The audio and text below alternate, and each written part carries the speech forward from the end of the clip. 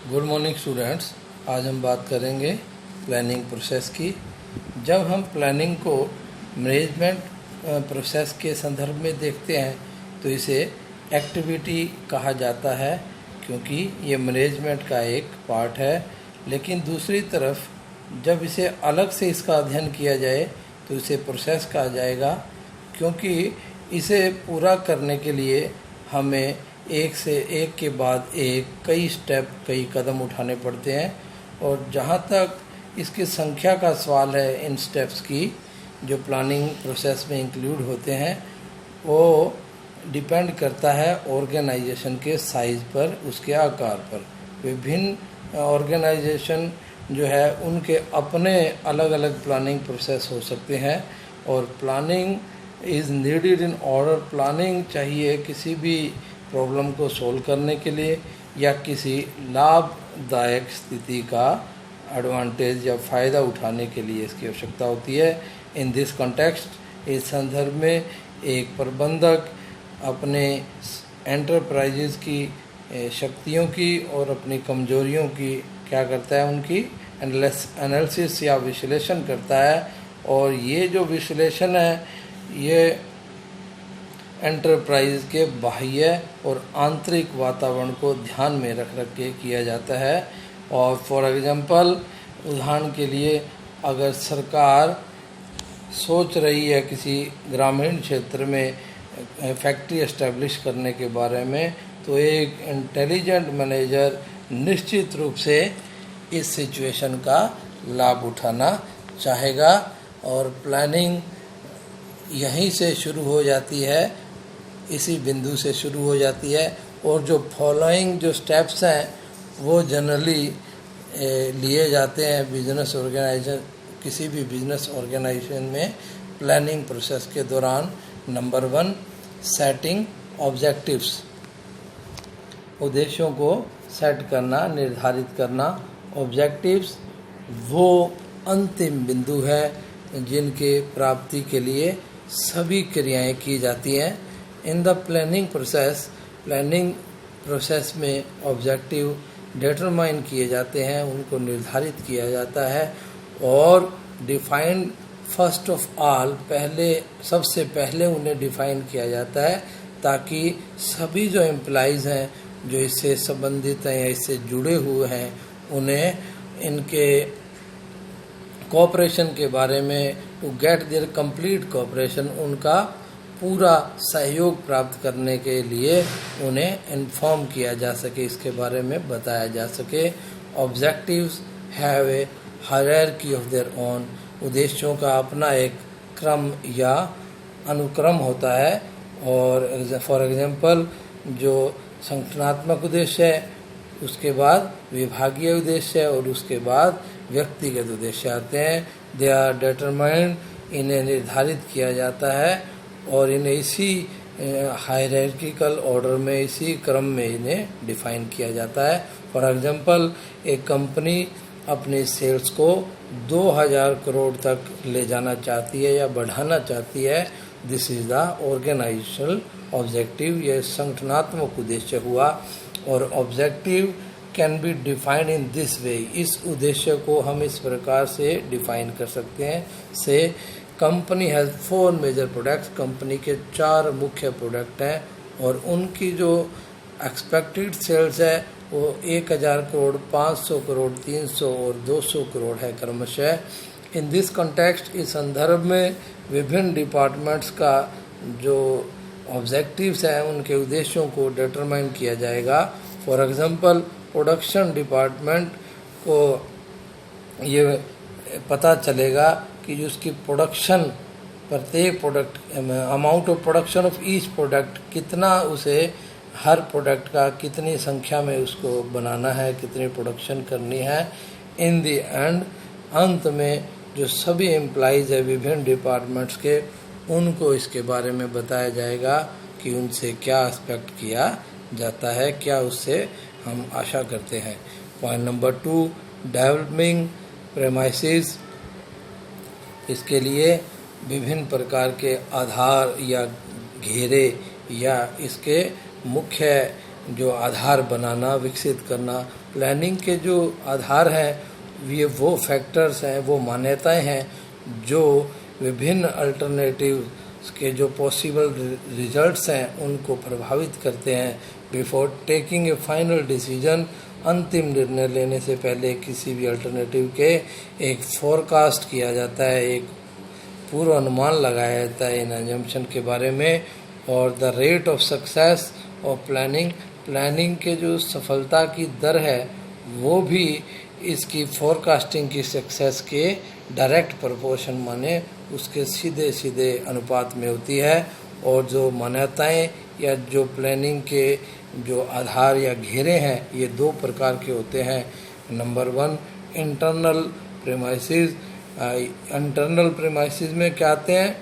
एक तो capital, labour, कच्चा माल, मशीनरी आते हैं। और बाह्य जो प्रेमाइसिस है उनमें गवर्नमेंट की नीतियाँ, बिजनेस का कंपटीशन और कस्टमर के टेस्ट, उनकी रुचि और ब्याज की दर और करों की दर इत्यादि आते हैं।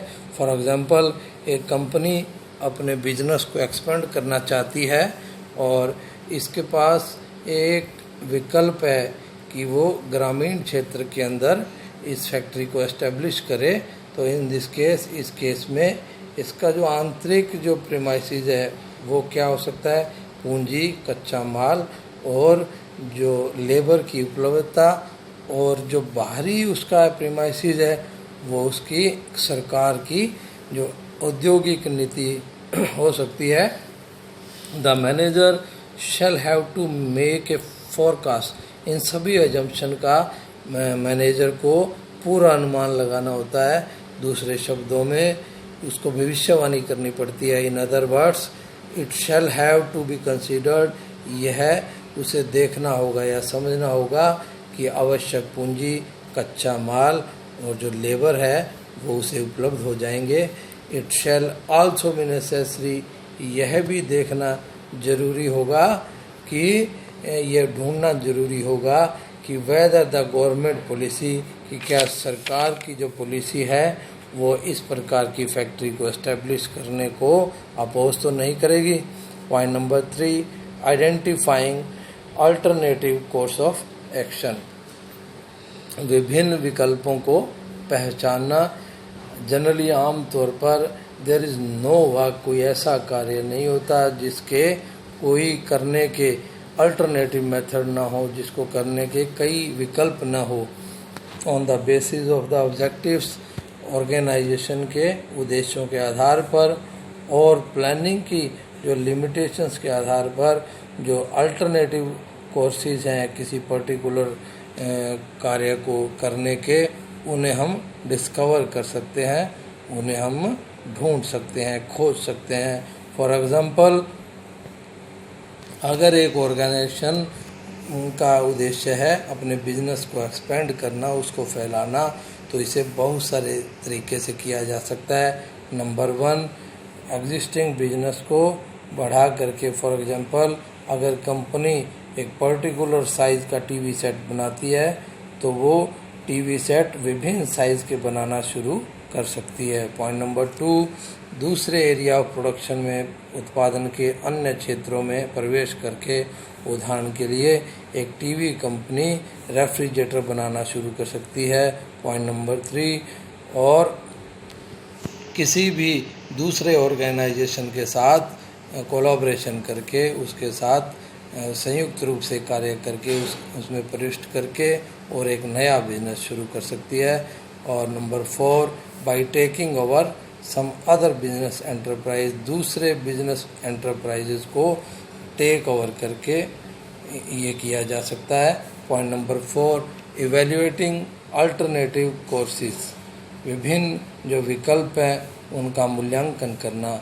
वे सभी जो अल्टरनेटिव कोर्सेज हैं, जो विकल्प हैं, जो मिनिमम प्राथमिक जो क्राइटेरिया पूरा करते हैं, उनकी आशाओं के अनुरूप हैं, उन्हें सेलेक्ट किया जाता है। इंटेंसिव माने गहन के लिए इन्हें वो किया जाता है, इनको पास किया जाता है, सिलेक्ट किया जाता है। और it shall be seen as to what extent, और ये देखा जाएगा कि किस एक्सटेंट तक एक पर्टिकुलर जो विकल्प है वो ऑर्गेनाइजेशन के उद्देश्यों को पूरा करने में सहायक हो सकता है। दिस इज़ हाउएवर, यद्यपि one problem which confront S, एक समस्या है जो हमारे सामने आती है इन अल्टरनेटिव कोर्सेज को एनालाइज करते समय, कि तो every alternative course has its, इसके क्या होते हैं, कुछ गुण भी होते हैं और कुछ दोष भी होते हैं। फॉर एग्जांपल, उदाहरण के लिए एक विशेष अल्टरनेटिव कोर्स उच्च रूप से लाभकारी हो सकता है, लेकिन इसके लिए ज़्यादा पूंजी की इन्वेस्टमेंट चाहिए होती है और इसका एक लंबा गेस्टेशन पीरियड होता है, लाभ प्राप्त करने का इसका एक समय होता है। इसी प्रकार जो अनदर अल्टरनेट कोर्स है उसमें कम पूंजी चाहिए, उसका एक शॉर्ट गेस्टेशन पीरियड होता है प्रॉफिट प्राप्त करने का, लेकिन प्रॉफिट उसमें ज़्यादा पर्याप्त नहीं होते। ऐसी स्थिति में जो प्लानर्स हैं, योजनाकार है, उसे नए अल्टरनेटिव कोर्स को बनाना चाहिए या ढूंढना चाहिए, विभिन्न अल्टरनेटिव कोर्सेज को मिक्स करके उनको मिश्रण बना करके। Point number 5, selecting an alternative, एक विकल्प को चुनना। आफ्टर ए केयरफुल एनालिसिस, विभिन्न अल्टरनेटिव के सावधानी पूर्वक विश्लेषण के बाद उनमें से जो बेस्ट है उसे चुना जाता है। कई बार जो एनालिसिस है एक से अधिक अल्टरनेटिव कोर्स भी एक जैसे मेरिट्स के लेकर के आता है, आपके सामने लाता है, या एक से अधिक अल्टरनेट आपके सामने होते हैं। कीपिंग इन व्यू फ्यूचर की जो अनिश्चितताएं हैं उनको देखते हुए, ध्यान में रखते हुए यह जस्टिफाइबल होता है कि एक से अधिक जो अल्टरनेटिव कोर्स है उनको सिलेक्ट किया जाए। वन ऑफ सच अल्टरनेटिव, उनमें से एक अल्टरनेटिव को अडॉप्ट किया जा सकता है और दूसरे को रिजर्व में रखा जा सकता है।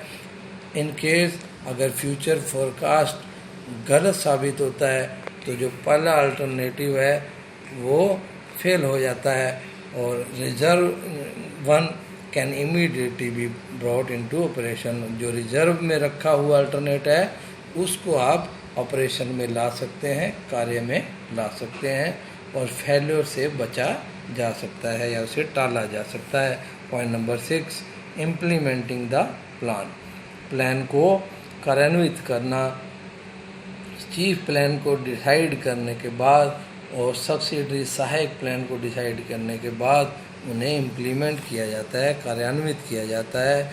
और प्लान को इम्प्लीमेंट करने के बाद विभिन्न एक्टिविटीज़ का जो क्रम है उसे भी डिसाइडेड करना पड़ता है।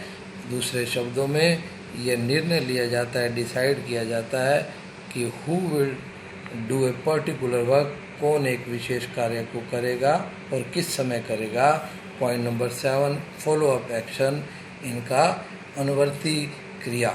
द प्रोसेस ऑफ प्लानिंग की जो प्रोसेस है इसके इम्प्लीमेंटेशन, इसको कार्यान्वित करने पर ही समाप्त नहीं हो जाती। प्लान्स फ्यूचर के लिए फॉर्मुलेट किए जाते हैं, बनाए जाते हैं, जो कि अनिश्चित होता है।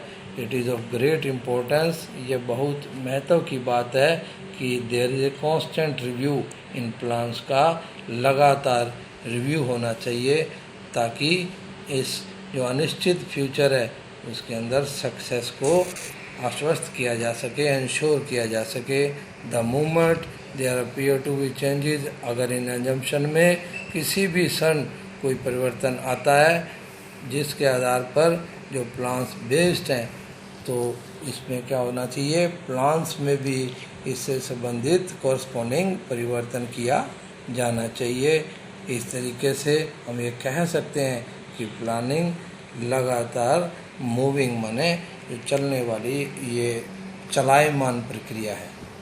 That's all for the day. Thank you.